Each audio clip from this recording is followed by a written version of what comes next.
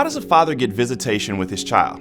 It's one of the most common legal questions fathers ask. In South Carolina, the law states, if you are not married to the mother of your child, the mother gets custody of the child. You can have visitation as you and the mother agree.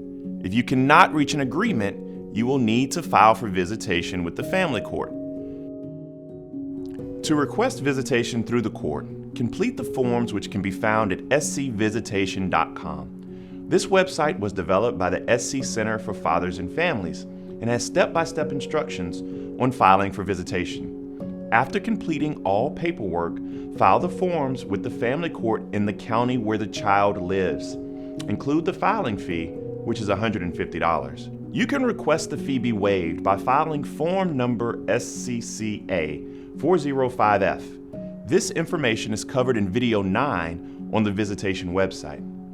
Many people think a request for visitation can be done through the South Carolina Department of Social Services. That's simply not the case. DSS does not handle visitation actions. Sometimes there is confusion about the difference between visitation and custody. You may file for visitation on your own, also called pro se. But to request custody of a child, you will need an attorney, and that attorney will have to file paperwork and represent you in court. Custody is a much more complicated legal process and involves all aspects of decision-making for your child, while visitation is solely about being able to see and spend time with your child. Now, let's say you are granted a visitation order, but the custodial parent is not allowing you to see your child. This comes up often. In other words, the visitation order is being violated. What can you do?